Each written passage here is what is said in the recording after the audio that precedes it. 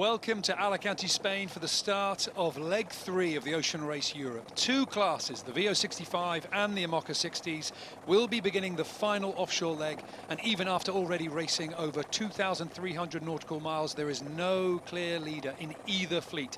First up will be the VO65, starting in a little over 10 minutes time, then followed by the Amoca 60s, with all the teams racing the same 600 nautical mile course to Genoa, Italy.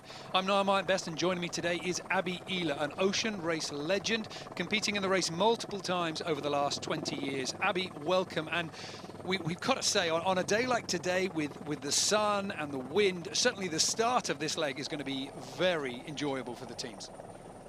Indeed, Niall, it's looking great out there, lots of spectators, and great to have roughly about 12 knots of breeze out there at the moment, and a very tactical lead ahead of us. A very tactical leg indeed. This one is going to be pretty tough, and I mean, we are over the halfway point in the Ocean Race Europe, and certainly the last leg from Cascais to Alicante left plenty of scores to be settled.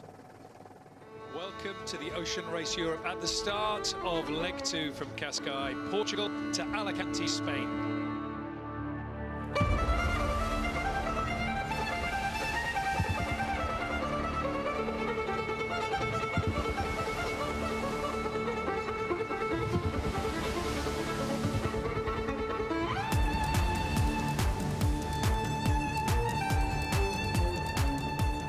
Yeah, so we're going north of the St. Vincent TSS.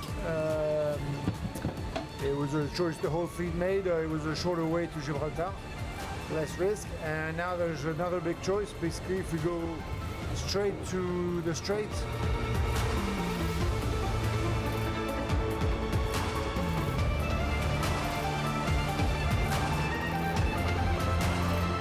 Currently the first boats in the Amoca 60s.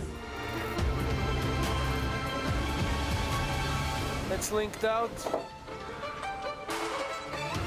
Yeah, look like they're jamming. Fuck.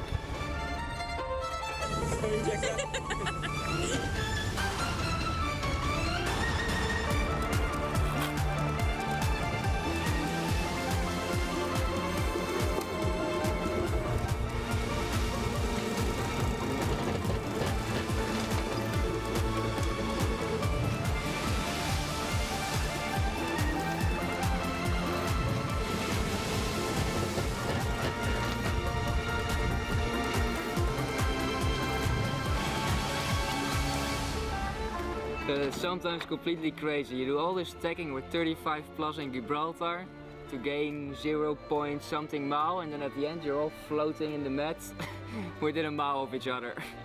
Quite different conditions right now than we had in the morning, right? Absolutely.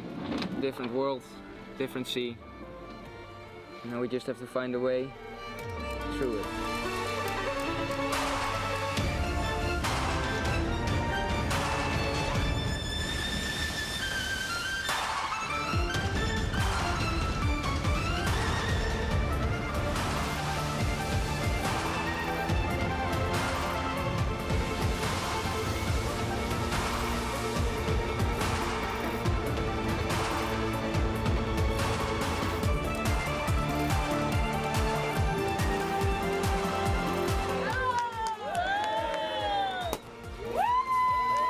yeah, it was a long fight with Axel, getting the miles back little after little, and it was very tough.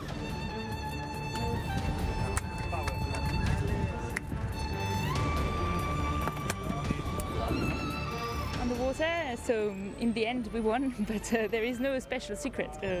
Just we wanted to win, and we did everything we could to win. Everyone! Celebration! Hip hip! Hip hip! Hooray! Hip hip! Hooray! Hip hip! Every kind of challenge for the teams on leg 2, from gales, waves, and of course light winds, and they are about to go through the whole thing again. First up will be the VO65s, and then after their start gun, a 20-minute pause for the Amoca 60s before it becomes their turn. And the teams continue to find ways to gain an edge, and there's been some change in the crew lineups of some of the teams. And while we talk to the sailors to get their thoughts on the next leg's challenges, Viva Mexico had unveiled their new navigator, none other than 5-time competitor and 2001 race winner, Juan Villa. I'm very excited, obviously, to join Viva Mexico, the team, and I have very good friends over there. And it was a little bit of a last-minute thing. Yesterday, I just came down to say hi because I'm just close to Alicante, living in Denia at the moment. And as a joke, they say, "Oh, why don't you come with us?" And it just ended up being a little bit more serious. So we say, "Oh, are you serious?" I'm not. I'm in a holiday, so I'm free. I can definitely join if you want it. And then yeah, here I am. It's a good forecast for us. In that, we've been struggling when we ever get side by side with Merpuri, who we're on equal points with. Drag race situation, they've got the edge. We're not quite there speed-wise, which makes sense, and so we can keep them moving and keep them on their toes and have some variable conditions. It's a good thing for us. Yeah, I mean, to me the race is open. It's not because Poland is 1 point behind that they're third. I mean, it's 1 point behind is almost tied at this stage. At least 3 or 4 boats can still win this. Yeah, no, I expect something very hard, and we're going to fight for it. I think it's amazing about sailing Poland that we have such a young crew. We have 2 16-year-old ones, 1 17-year-old, and a girl who's 19 years old. So yeah, it's an amazing experience for them. I'm nearly 58 years old, so it is really good to get a new young generation, because if they're really getting hooked like I have been over the last 35 years, then we have a new generation who can take over from persons like myself, and it is a matter of getting that experience. So that's the thing that I really hope they can do. Take it on and bring boats on the start line. So the next legs should be difficult because we are in Mediterranean and the wind is really shifty in this area. We can see it's a small wind, so no more of 10 knots, 10 or 15, and it dropped a lot of time. We have to cross the Gulf of the Lion, of Lions, and Mediterranean is always really strong wind, or is really light, and we expect the next leg is quite light. You need to be prepared for comebacks. It's very obvious that you have a lot of transition zones, and sometimes the wind shuts down twice a day, so the fleet is compressing, stretching. Yeah, it's a very difficult risk management in the Met, I think. All the teams are dangerous for us. 11 hour, of course, but the Team Germany too. But Corum and Bureau Valley are not longer than us. I think all boats can win the race. Yeah, unfortunately for this next leg we won't have our Port Dagobah back. We'd obviously like it, and yeah, it's a little bit of disadvantage, but with the forecast we got and the winds being light, we feel pretty confident we can obviously fight for the win. So no, we're certainly going to be going out there and giving it all we've got.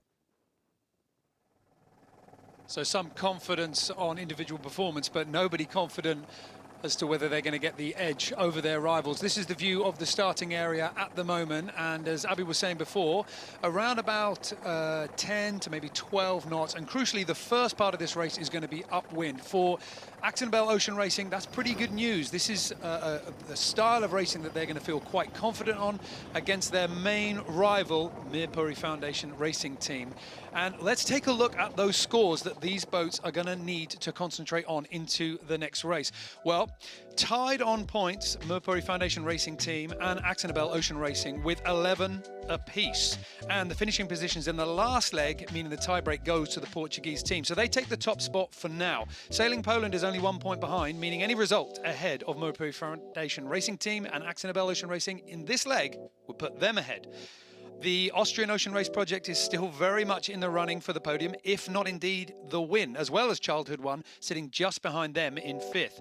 Ambersail 2 and Viva Mexico may have a larger points gap to make up, but if either of these teams excel while the leaders struggle, things will come down to the final coastal race in Genoa, and anybody could still take overall victory. So, Abby, I mean, let's talk about, there's lots of battles here, but for Mercury Foundation Racing Team, I mean, how many boats have you got to keep your eye on, or is it just a case of our boat, our weather and our plan? I think the latter now. I mean, it really is going to be a lottery, this leg, and it's all about staying in the breeze. And as Liz Wardley and Chris Nicholson have said earlier in interviews, it's not about straight line speed or manoeuvres. This is really about staying in the breeze and just keeping the boat moving. So it really is all to play for.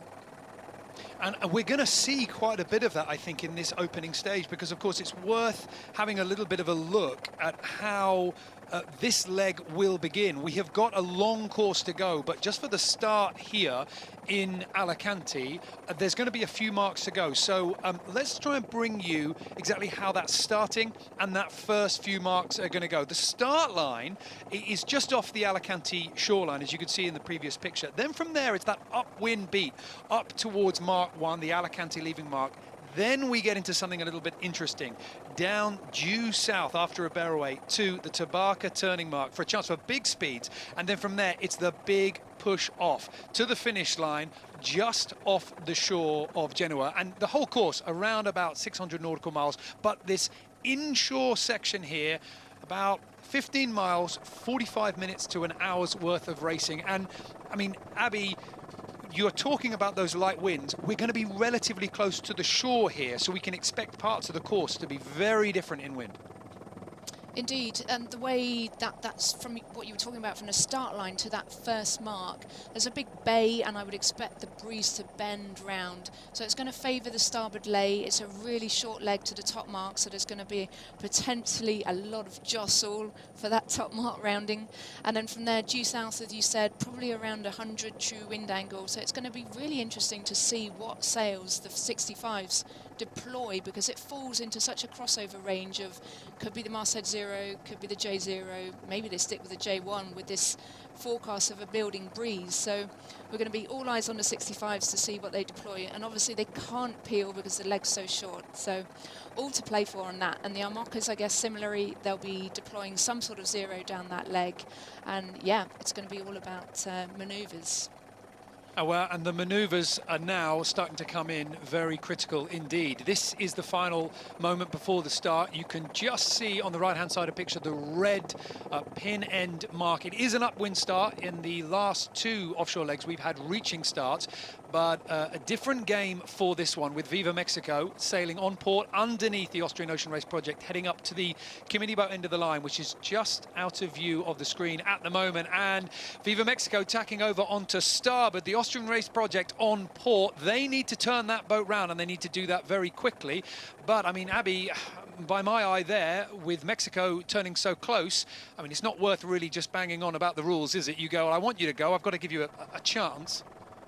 Yeah, I mean, we're counting down. We're inside 1 minute. I would almost say, to begin with, I was thinking they were too early, but even now they're going to start to be putting the hammer down for position. But a good lineup we're seeing here.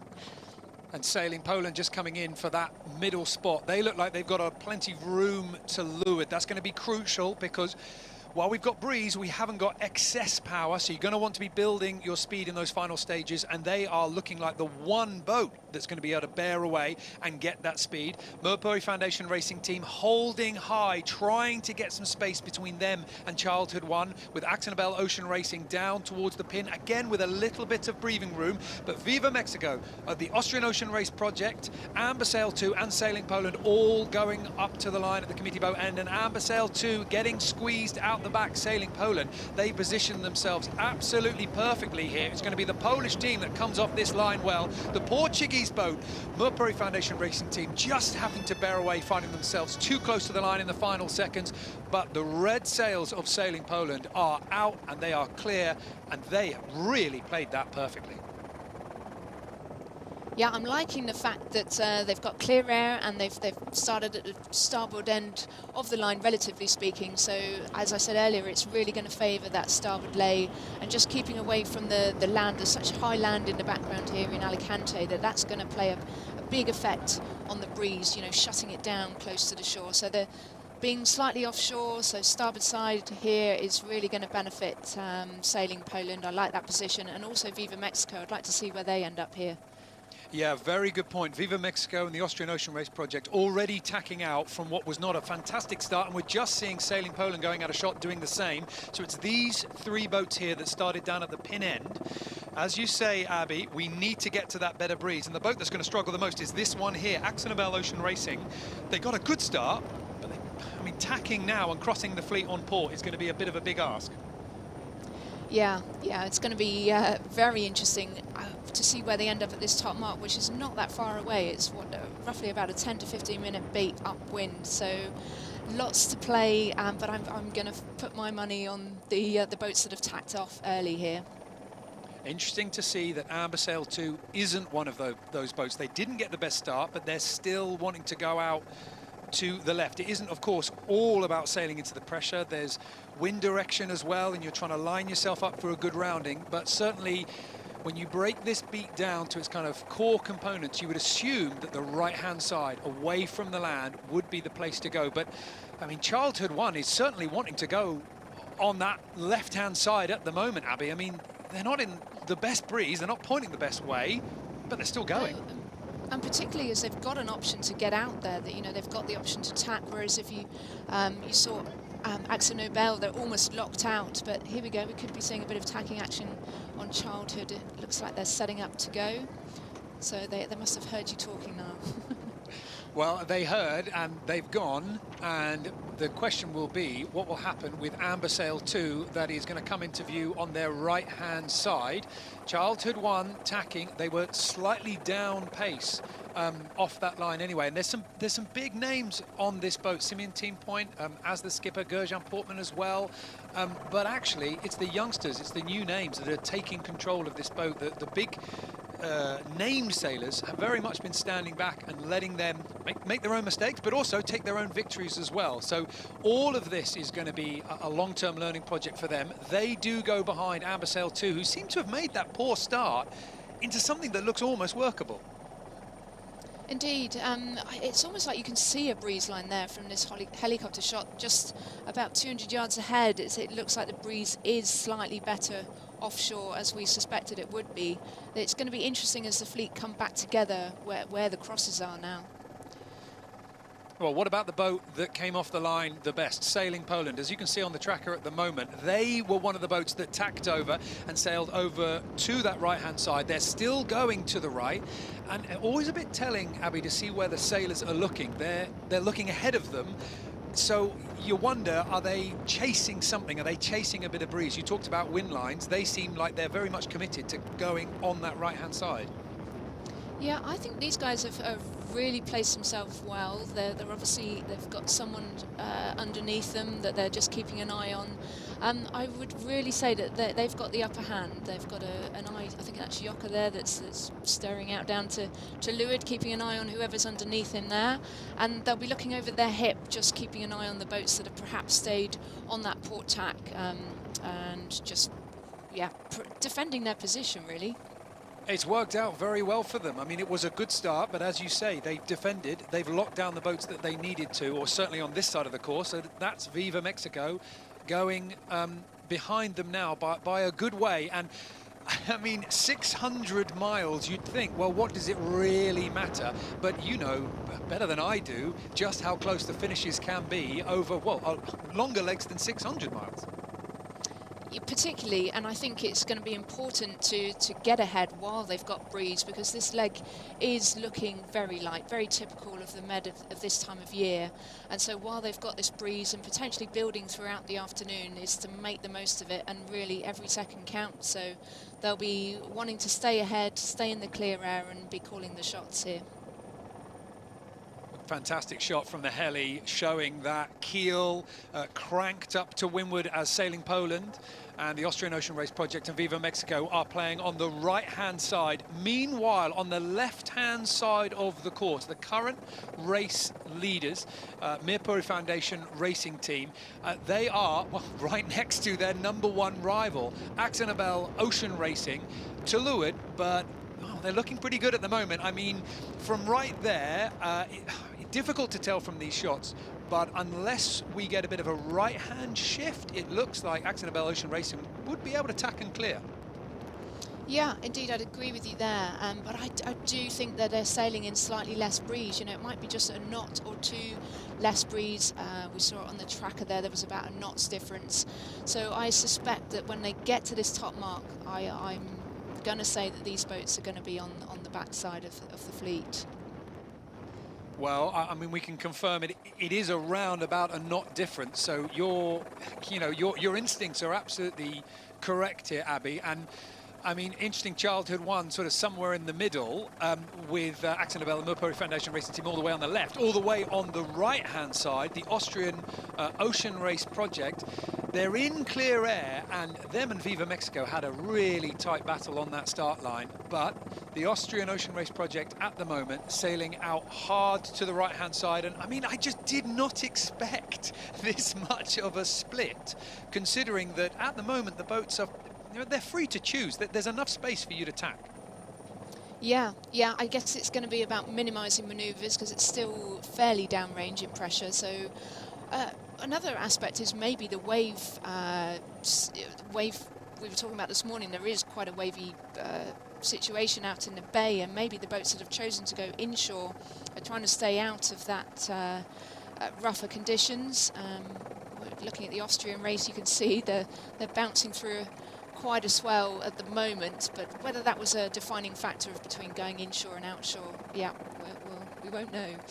It's a very good point, and it'll be interesting to see when, well, this boat, the furthest boat out to the right-hand side, tacks over, what the angle of the waves is to the bow, because right now, while they're rocking up and down, they haven't really been slamming into those waves, but they've certainly, like you say, they put themselves out into the rougher sea state.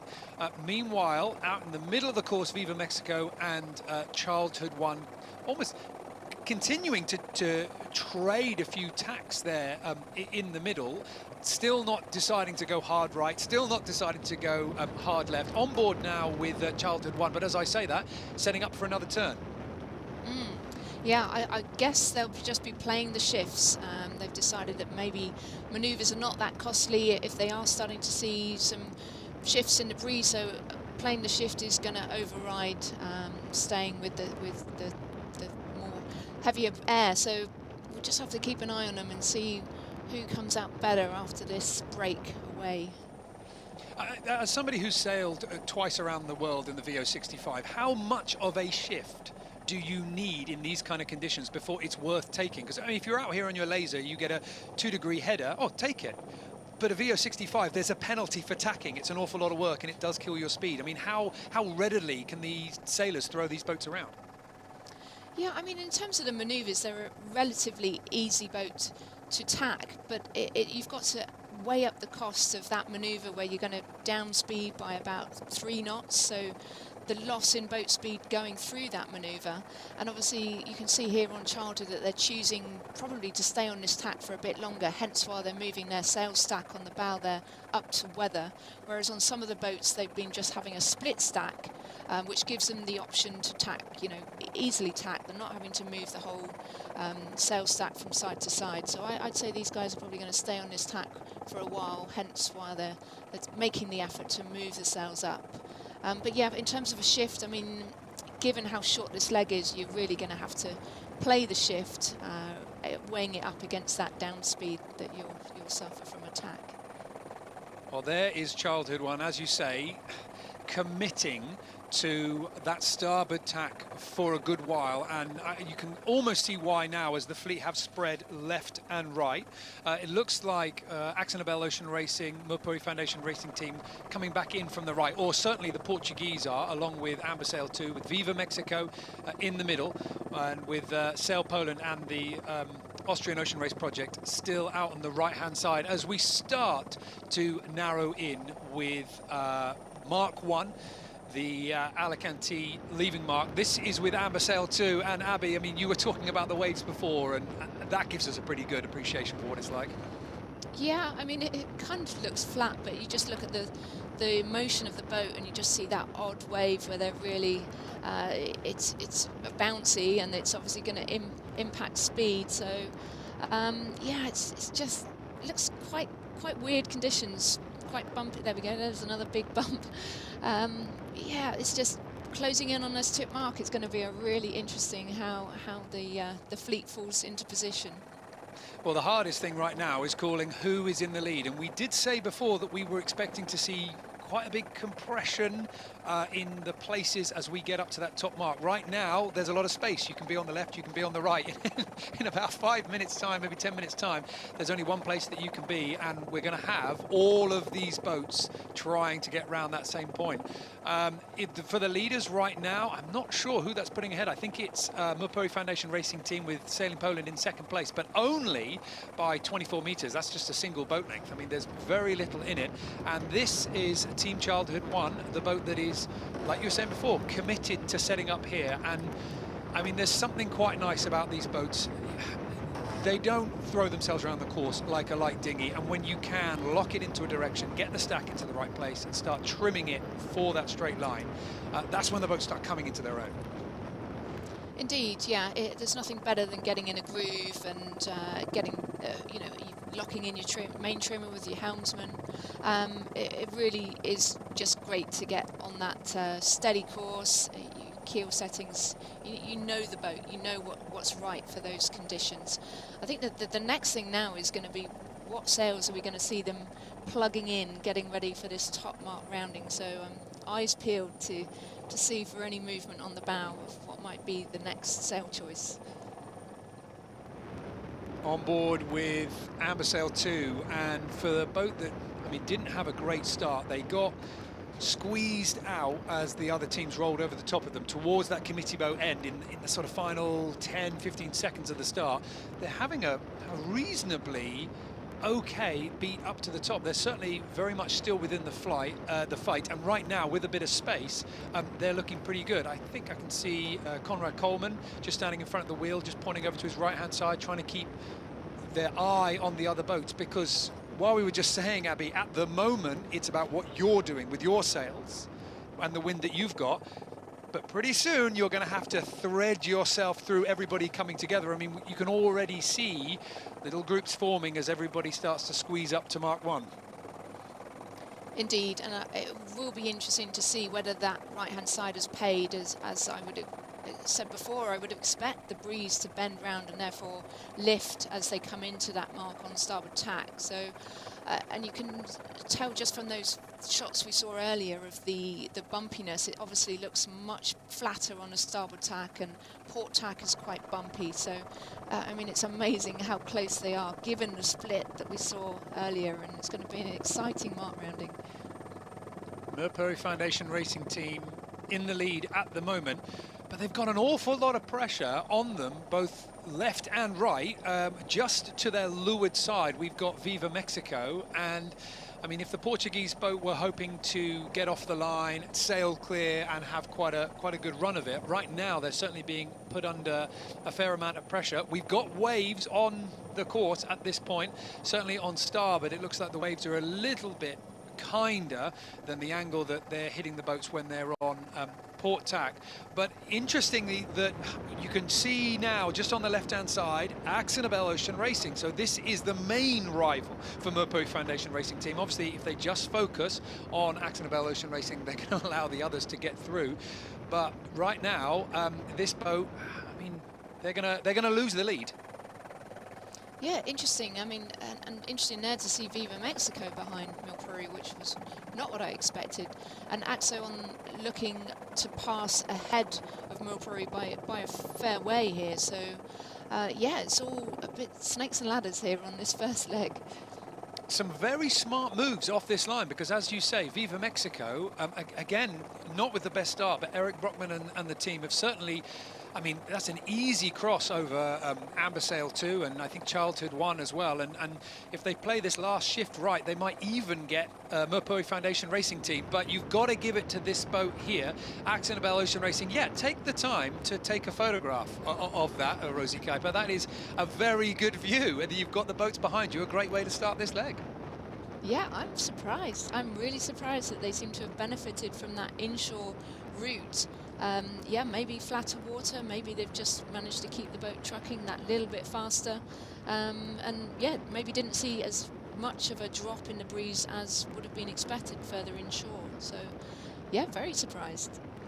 Very good performance from this boat, and it is interesting that all of the teams have been out in the bay here in Alicante, either on small motorboats or on the sailing boats themselves, and you wonder just how much they've been planning for this little move.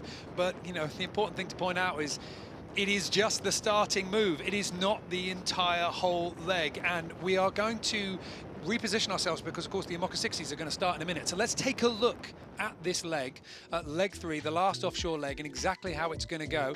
As we were saying earlier, we've got a few twists and turns in the Bay of Alicante, round the Alicante leaving mark, and then down to Tabarca. But from here, there's nothing but choice. There is some traffic separation schemes, but you can go either side of it. There's some islands in the middle of the Med, and again, north, south, both of those are up to you. All the way through those 600 nautical miles, multiple changes in the weather, multiple systems that are going to be rolling over before we start zeroing in on that finish line in Genoa. And if the past few offshore legs have been anything to go by, it's certainly going to be a very tight finish. And no matter who is leading, it is not going to be set in stone until we get to that finish. Well, now we're with the Imoca 60s, and we're going to be dialing back into the VO65s to keep up with them, but let's tune into this start here. So before we get this start underway, let's remind ourselves of the scores for the Imoca 60s. Well, the big thing is that, I mean, just like the VO65, no one has managed to reign supreme in the Imoca 60s fleet after 3-point scoring races. Linked Out, Offshore Team Germany and 11th Hour Racing are tied on points, each taking a share of podium places and comebacks, as these three teams have managed to keep fighting till the end. But do not rule out Coram and Bureau Valet just yet. They will need good results from this leg, but if they can still sit on the overall podium, and they can potentially take the top spot if things go their way.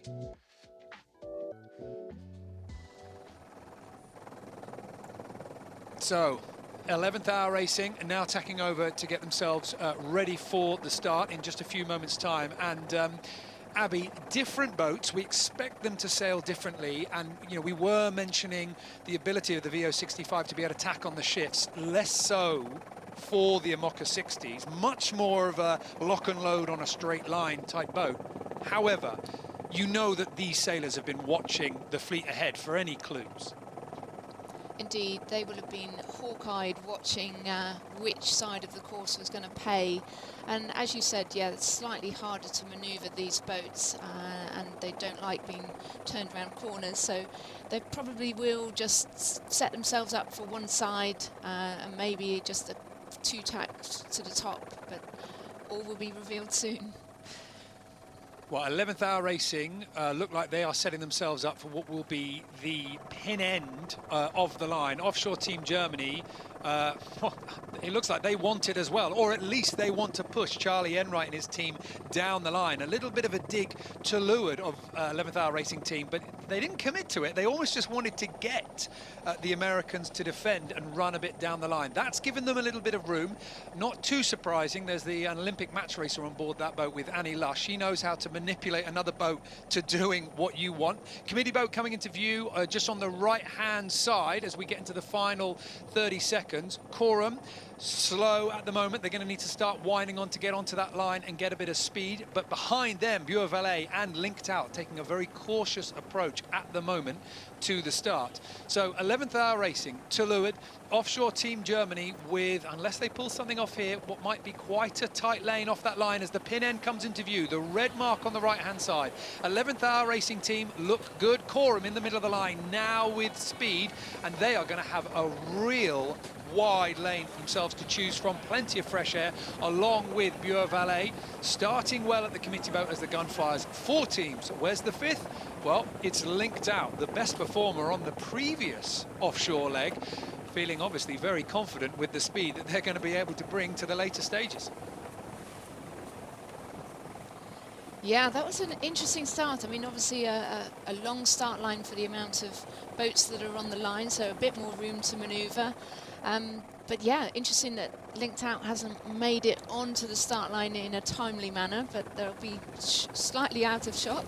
Here they are. You can see where they are just relative to the rest of the fleet, just off to the left-hand side of the camera there. Yeah, maybe they got their timing a bit wrong, or just took them a little while to get going, but I'm sure they'll come back. They'll come back. I want to applaud your decorum there. Not getting onto the line in a timely manner is very, very diplomatically put. But have a look at Coram here, because I was thinking as these boats came off the line, offshore team Germany has been the boat that's been able to point upwind. They've got a different configuration from the other teams, conventional dagger boards. There are times when that does play well, and this is one of them. Linked Out here is also going to be struggling a little bit for that upwind lane. Buer Valet just in front of them, and this is when you'd like to be sailing on a boat that you could just flick over and tack over to the other way, but a real penalty for too many tacks in this class. Yeah, you've got to remember that these boats don't really like going upwind, you know, a bit like a 747 jetliner. They love it going off the breeze. That's where they come into a league of their own. So this is quite unusual for these type of boats to be going dead upwind. Luckily it's only a short leg, and then they'll really get to open their wings and fly down that southerly route down to the next turning mark. So yeah, it's going to be interesting tactically to see how many tacks they put in, and whether the inshore route, which seemed to be favoured by AXO on that previous leg, whether that we see that amongst this class. Buer Valet going upwind just to windward of the group. Offshore team Germany just underneath their boom. The boat that points high, the boat that you do not want to leeward of you. But what an amazing shot there from the helicopter. Looking at that leeward foil doing its job in the water there. Just, I mean, the water's incredibly clear here in Alicante, and amazing to think that that foil is lifting the boat round, keeping it upright, but also stopping it from slipping sideways. While on offshore team Germany, the boat that's now in the middle of your picture, they've just got those traditional straight foils linked out to leeward, but they're managing to hang on in there. And Abby, I mean, this is sort of confirming what we are saying about the Amoca 60s. The fact that this boat hasn't tacked out, they think it's better to sit in the bad air, have a difficult lane, than the penalty of manoeuvring. Yeah, potentially they could be just out of dirty air. It's difficult to tell, but yeah, it's going to be, I think it's just about, you've got to long legs and really less manoeuvres as possible. They seem to be all just favouring staying on this starboard tack. They've obviously seen from the previous start that there were gains to be made from the inshore. So yeah, I think it's just got to keep the boat moving fast and maybe a one and in tack to get to that top mark. Who knows? And a little bit of hiking on board offshore team Germany as well, sitting up on that windward side, trying to keep the boat well, not flat, but as flat as you can. I mean, it's obviously going to be heeling over, but again, we just saw that keel just going out of view, but that cranked up to windward as the boat is fully powered up. This is pleasant sailing right now. You're pulling in the sails, and there's plenty of power and speed available. The big thing is, I mean, I guess in this breeze, apologies if I'm insulting any of the sailors by making this sound, you know, easy when it's not. But I guess going fast upwind in these conditions is sort of a given. It's about how high you can point when you do it. Yeah, and you would have thought, as you mentioned, with Team Offshore Germany, that don't have the foils that the rest of the boats in the fleet have, that they will point higher, and that we'll really see a benefit out of their team and this particular leg where they're heading to windward. You've got to remember this is not a one design class, so there's lots of differences amongst these 5 boats, and so it'd be really interesting to see how much of a lead Offshore Team Germany can get between here and that first mark. And all the boats still locked into the lanes that they have, and this is because, I mean, in both fleets, you make your plan, you've looked at the weather, you know where roughly you're going. And Abby, let's talk a little bit about the weather on the next leg, because I know you had a little bit of a look at this before we came on air. I mean, this is pretty tricky. Talk us through it. Well, from Alicante to Genoa, it's generally going to be about all staying in the sea breeze and the land breeze and avoiding the hulls. That said, this is the best time of year for the sea breezes, with water temperatures at around 20 to 22 degrees and the land warming up to about 30 degrees in some area. However, the weather routing models tend to split in the differences of opinion from Monday onwards, and a key decision will be where the fleet go relative to the Balearic Islands, in particular Mallorca. We could see a huge spread before the fleet reconvene back together as they close in on that Italian-French coastline. And it was very interesting talking to the navigators, not only on the Amoca 60s, but this fleet as well, the VO 65, and there was no one wanted to talk about what they were going to do beyond 12 hours from now. You know, they do have access to data on the boats. They can't have anybody telling them what to do on shore, but they can get the latest forecast. They have to make the decisions. And then, I mean, they've left everything open. But one thing that we were pretty keen to have a look on here, Abby, was the situation that's unfolding now. This is how the fleet were approaching that mark just a few moments ago. AkzoNobel Ocean Racing leading at the top, which we knew they were going to do. Merpuri Foundation Racing Team sailing in second, with Viva Mexico coming in third, and Childhood One just tight behind. But, you know, Abby, we were talking about how the boats were going to set up for this next stage of the races, around about 10 nautical miles due south, with breeze at around about 100 degrees away from your bow. We were wondering how many sails they were going to use. I mean, you know the 65s, masthead code 0. How much power are they going to be enjoying on this reach? Yeah, this is kind of perfect masthead conditions. You're about 110 true wind angle in about 12 knots of breeze. The upper range on this particular sail is roughly sort of anywhere between 14 and 18 knots, depending on how hard you want to push it. So we're expecting the breeze to build as they get further offshore.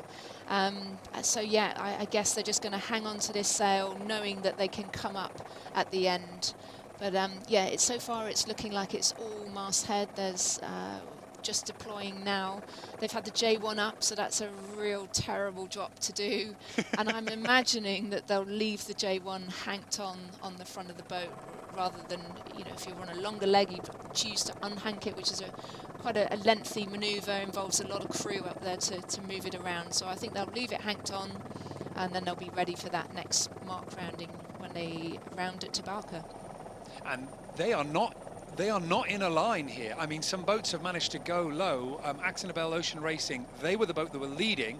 But look at Viva Mexico on the left-hand side of your picture now. They've been able to go low, and on a leg where we expect them to jibe. Not straight away, but before they get to the bottom. I mean, we could see a jibe here if the breeze swings around or it goes a little bit lighter.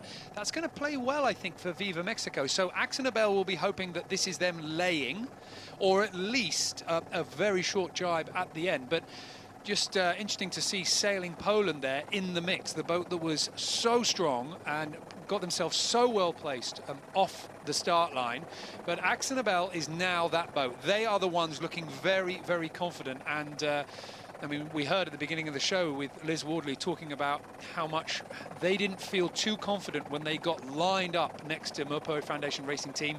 They thought that the speed was slightly with the Portuguese, so to have Merpoi Foundation Racing Team behind them, that's looking pretty good. Now, we are going to wrap up this initial coverage here, but if you are following us on YouTube or if you're watching on our website, we're going to be back shortly to bring you some more action from the VO65 and the Amoca 60 as they begin leg 3, and we hope you have enjoyed it. The teams are certainly off for a very, very tough leg, and you can follow all the action on the tracker and on the website, and we will see you all soon.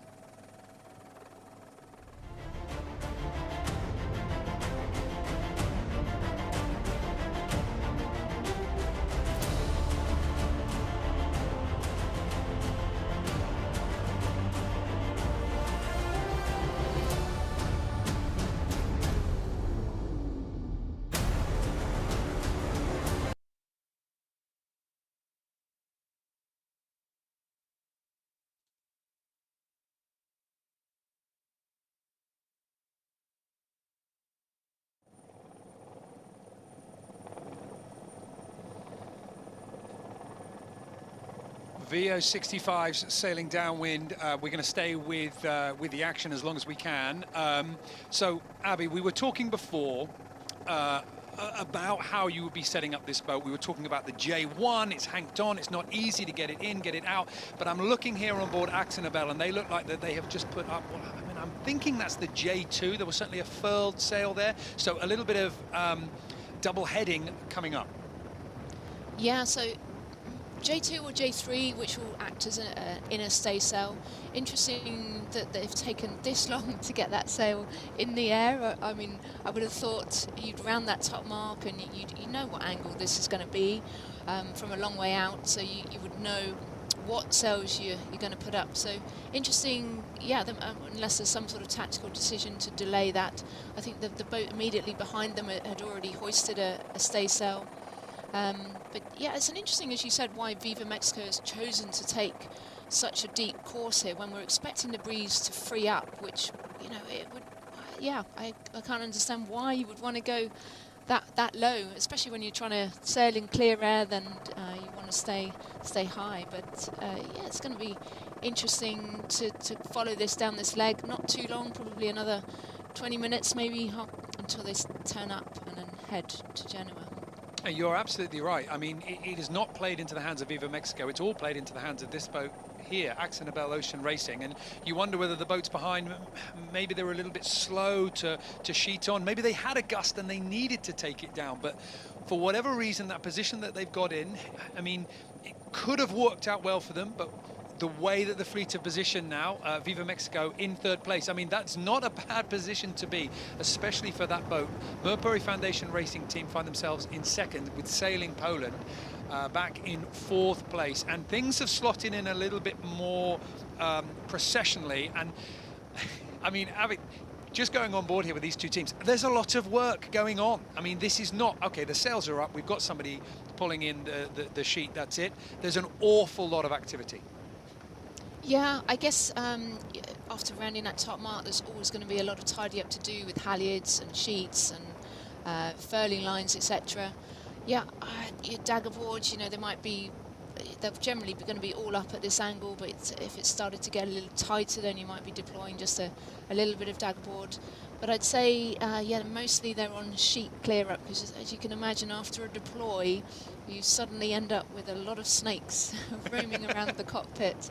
And so keeping your sheet ready for that furl, which is going to happen at the bottom mark, it's imperative that you've got that flaked and ready to go. And as you can see on AXO, that's what we call the bag for the bags, where you put all your spare bags from the sails that you've got in the air, you pack them up in another bag so that they're safer and more compact and easier to stack on the rail. So yeah, it's basically just a big tidy up, getting ready for that next leg. You can see AXO actually have got probably half board down, so yeah, there's going to be a little bit of constant trim on that board and on the sails. Well, I mean, all three of these teams here, Abby, I mean, they're set up now pretty similarly, or at least above the waterline. The sails look pretty much the same. And, you know, to give Viva Mexico their credit, you know, they did try and go low for reasons we're not too sure of. It might have worked out, but it hasn't actually hindered them at all. They've been able to come up here, a third position at this point, starting here, but behind these two top teams. That's a really strong way to go. Merpuri Foundation Racing Team, we know that this team has been performing well, along with Actonabel Ocean Racing. So for Viva Mexico to be just behind this boat here, the Portuguese, that's looking pretty good as well. And I mean, we are hurtling down here. We are absolutely flying down to the south, and it looks like these boats are going to be laying it without a jibe. But behind them, we've got the Amoca 60s coming around towards the top of the course as well. So, you know, again, we've had some big splits with these boats. We've had some big movements, and we talked about the Amoca 60s not wanting to do too many tacks, so whatever side, a bit like catamaran racing, whatever side you were going to be on, you were committed to it. But it did look like they were all going left. However, Buer Valet and Linked Out now on the right-hand side with Offshore Team Germany looking strong in the lead. 11th Hour Racing Team and Corum out on the left. And, I mean, Abby, we mentioned it before, conventional dagger boards. Offshore Team Germany, I mean, arguably need to make the most of the remaining few minutes up to this first mark. That's exactly right, because as soon as they go around this mark and follow the Volvo 65s on that strong reaching leg, they are going to suffer. So they need to put as much in the bank as they can now, and then just try and hold on for that reaching leg as they head south.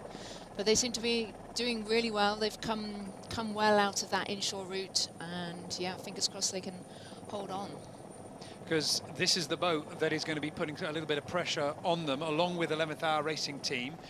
Unless something dramatic happens on the other side of the course, it looks like Corum are going to be rounding in third place. And Abby, we were talking about what sails they were going to use and some activity here on the bow. Yeah, I mean, you've got to remember that these boats, they're racing with 4 crew, compared to the 65s where they've got effectively an army of people on board. So it's going to take them longer to set up, so no doubt they'll be starting to get stuff plugged in at the front. It's going to take them a lot longer to hoist the sail and then get it deployed. So yeah, it's just about being on that front foot and being set up so that they can deploy at that top mark and make the most of that reaching leg down to Tabarca. Well, the current positions then confirmed at the moment, but of course still far from certain with the fleet about to come back together at the top. Offshore Team Germany, and you can see it there, crossing ahead of 11th Hour Racing Team, are now in second place. Corum third, Buer Valet in fourth, and then Linked Out, the boat which really set everything on fire in the last leg. They were so much stronger in the light and in the windy stuff upwind than just about any other team. Surely they're going to be very confident that that 5th place for them is only a temporary position. So these 3 teams on the left-hand side. So, I mean, Abby, 11th Hour Racing Team still pushing it over to the left, and you would imagine that this is a case of I only want to tack once, one more time to get round the top. I want to make that ley line very comfortable indeed. Yeah, it'll be interesting. I mean, the mark can't be too far out of view now, and whether they'll just be on this final tack that might make that lay. Obviously, they're going to run out of room fairly soon as they close in on the shoreline. So maybe they're just trying to push it so that it's just that one tack in, and then they're clear of that top mark to bear away and set. It'll be interesting here because, I mean, this is a crucial moment. If they tack here and they are on the ley line, then pushing it that length of time was the right thing to do. However, if they're just under the ley line and now they have to do 2 agonizingly quick tacks, I mean, it's going to be worse than just, you know, if they'd have just tacked a little earlier. Indeed. I'm just hoping that this is the lay for them. You can see that they've got their 0 plugged in and laying down on the foredeck there, so they're effectively ready to hoist this code 0. It'd be really nice just to see where that top mark is and how far away they are and whether this is their final leg in. I've just been scrambling to take a look at the tracker, which, if anybody's watching, is available on the on our website, and it looks like 11th Hour Racing Team is on the line that Sailing Poland took into that top mark. So In my mind, I would expect the VO65s to be able to point a little bit higher, but certainly it looks like 11th Hour Racing have got this, if not right, they're slightly under, so we will see exactly how that pans out. This is a key moment here for the Americans, because if they've got it right, Offshore Team Germany, who have now just tacked and appearing into the picture on the bottom, this is the key cross. This is what matters. If 11th Hour Racing Team are over the ley line and this boat here with Offshore Team Germany can tack and tuck in underneath them, then this boat will be leading at the top. So a big crucial moment coming up, and you can see Robert Stanjek, the skipper, helming to leeward, giving him a good view of the jib, but also allowing him to keep one eye on 11th Hour Racing. Now as the breeze comes up, he makes his move to windward, and Abby, I mean, the cross is certainly Germany's. The question is what will happen after they tack? Yeah, exactly. If in fact 11th Hour are on the ley line, and obviously Germany have got to do one more tack, which again is another manoeuvre. It's going to slow them down. But yeah, they could, if they're going to play really, really close, then they're going to take the option to tack on top of 11th Hour, sit on them, give them some dirty air, and then take the benefit that way. But yeah, it's going to be very interesting in the next few minutes. It looks like 11th Hour Racing Team are going to have to do 2 more tacks to get round this mark. We will have to wait to see exactly, but certainly Offshore Team Germany think that the Americans have got the ley line wrong. They're confident to keep pushing on because, as you say, Abby, they didn't tack in an aggressive position. They didn't take the breeze of their rivals by tacking right on their bow. So they are pushing on. The Americans look like they're going to have to do 2 more. Bureau Valley and Coram coming in together with those 2 boats pretty much bow to bow, and then linked out with some space just off to the right-hand side of the course, going out of view on the screen. And Offshore Team Germany still pushing over. So if you're a fan of 11th Hour Racing Team, this is good news. The further that Offshore Team Germany needs to go to get to that windward mark, it means that the Americans, the 2 tacks they'll have to do will be less painful. So the lead at the moment with Robert Stanjek and Offshore Team Germany. The upwind, medium power section of this start has proved very profitable for this boat here. I mean, we don't want to put it all on the design because this is a good, strong set of sailors on board this boat, but the configuration of this boat is certainly a little bit more comfortable in these conditions. It'll be the reach that will be the real testing ground for what they can do. So at the back of the boat, just getting themselves set up for what looks like the tack here. Runners being eased, travellers being set up, and we expect them to be able to go in just a moment. And interesting to see, I mean, just how different, just how cozy, shall we say, life on board an Amoca 60 is compared to the VO65s. Yeah, indeed. There's nothing particularly luxurious about these boats. And obviously, you know, the way they're designed for around the world racing, it's all about protecting yourself from the elements, which it kind of, for this type of racing where it's short course and boats around you, the visibility is not always great. And yeah, and they're just not designed for manoeuvres, you know, as what we're seeing here. So they've obviously found a good way of doing things and refined, you know, who's doing what on board and in the minimal space that they have.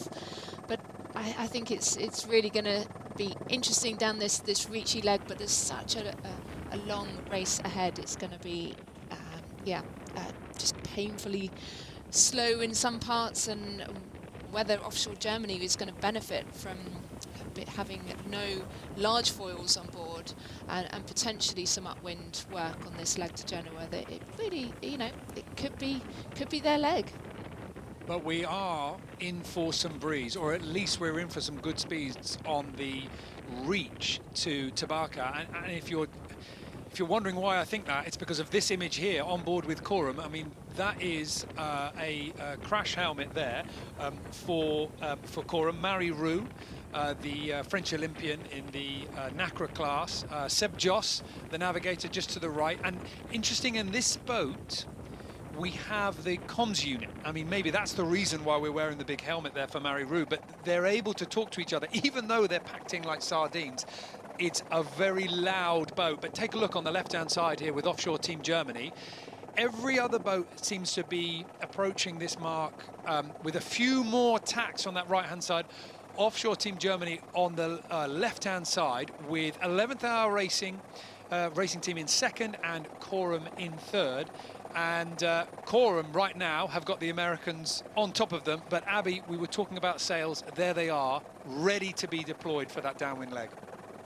Yeah, so the key factor is you want to be able to deploy as soon as you've rounded that top mark. You certainly don't want to be rounding it and then putting your gear in the air. So, yeah, as you said, 11th hour, they've actually got a fractional sail hoisted, whereas Corum have got a masthead unit.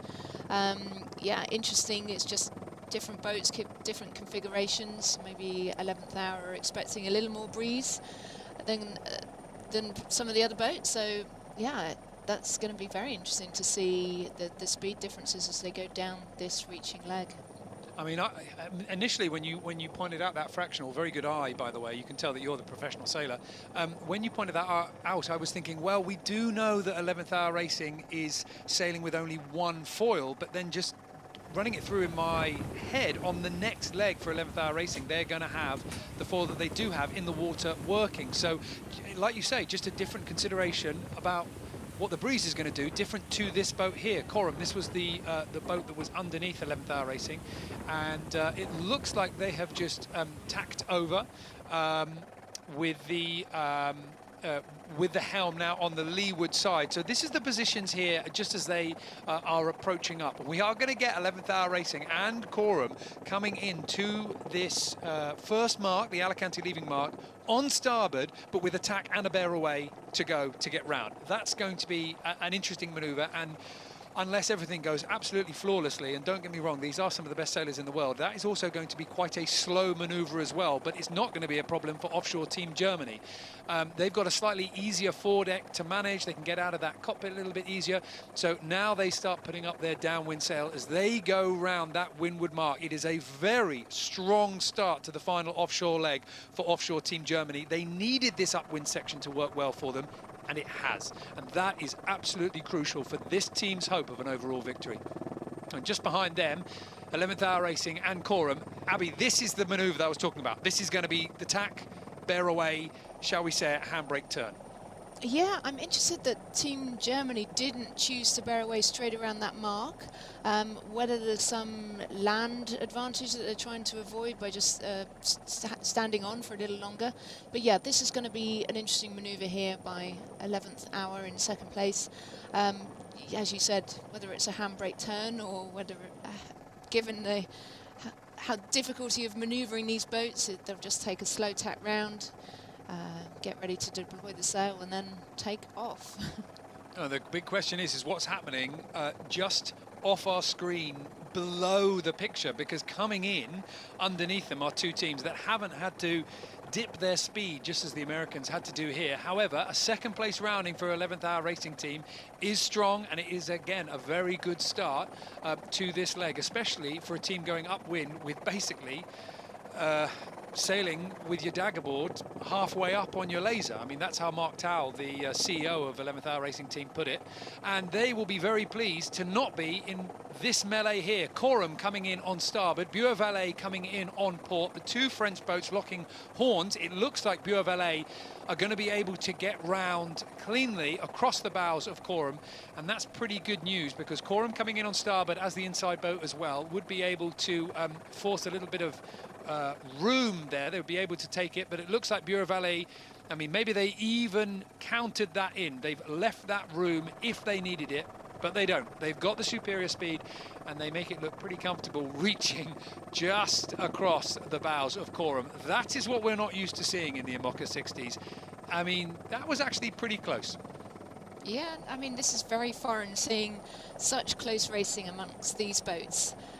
It looked like Buer-Valet had slightly overstood and were just able to put a little bit of bow down, but as you said, just keep a little bit of safety measure on Corum coming in there. But these guys are in a good shape. They look like they're ready to deploy. They're just coming out of the tack, obviously just getting the sheets set up on the drum for a deploy.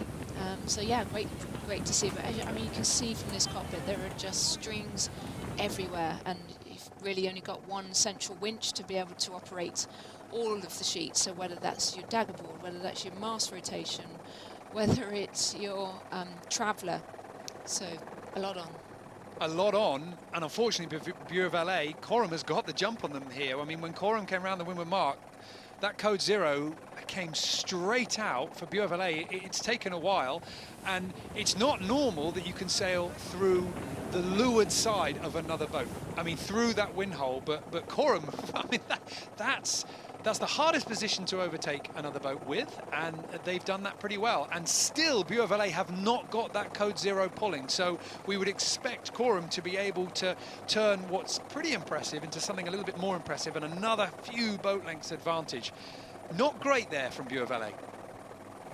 No, I mean, as we said, it really is about, you've got to be deploying on that top mark, and you can see exactly from that scenario the gain that Coram have made from that, but it's just whether they've got enough forward momentum ahead of Bureau that they can hold on to that clean air and just keep their nose forward.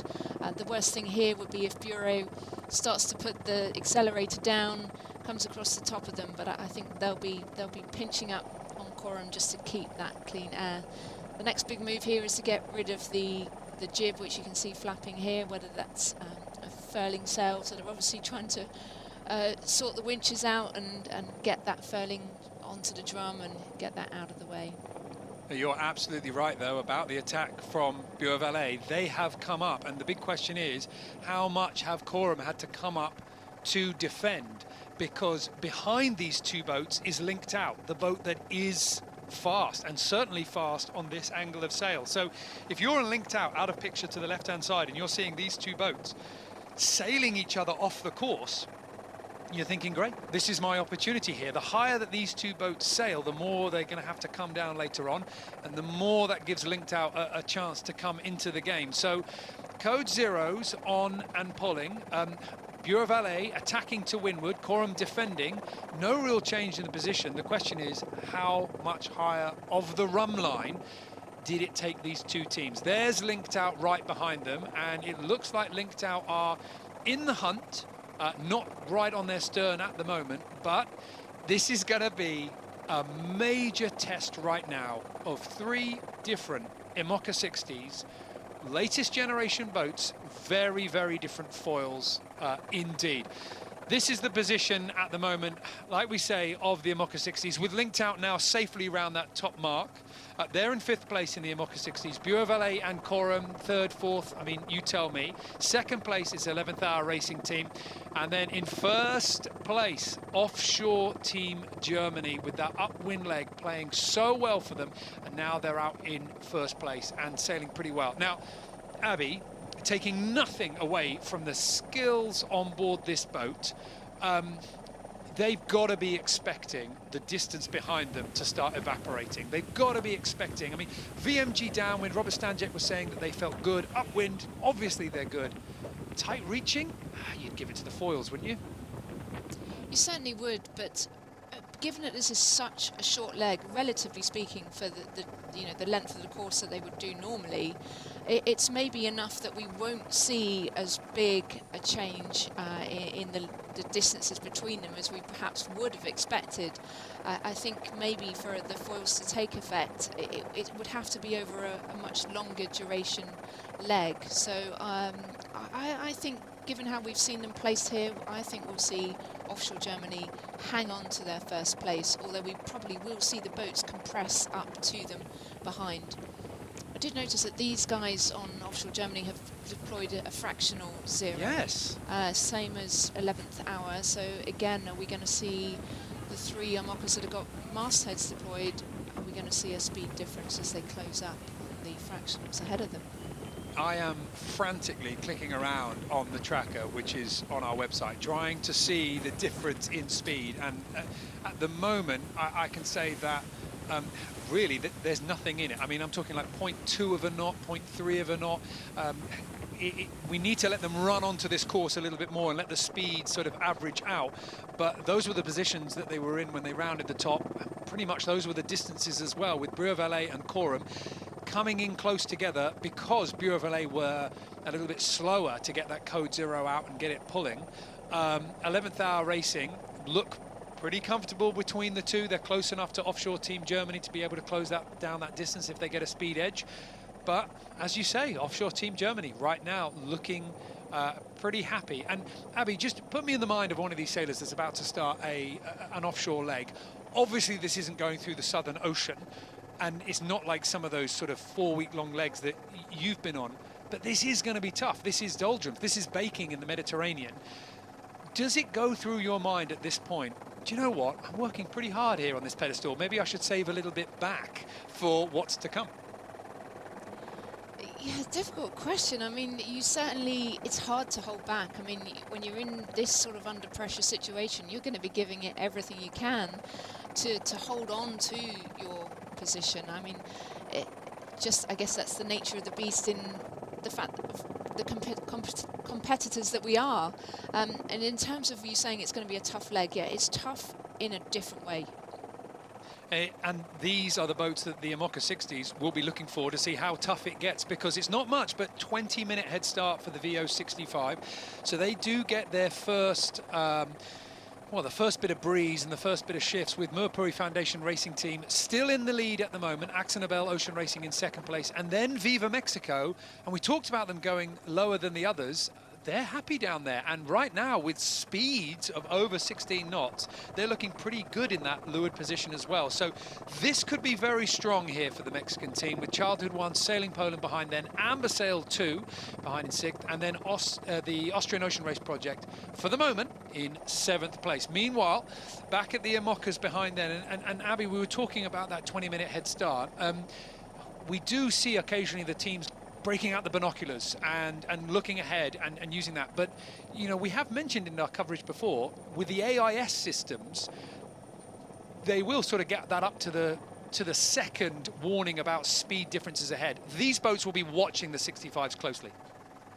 Yeah, indeed. I mean, all of the navigators will have some, their own personal way of tracking once you're in contact with boats using the AIS system, and they'll be benchmarking speeds against all the other teams.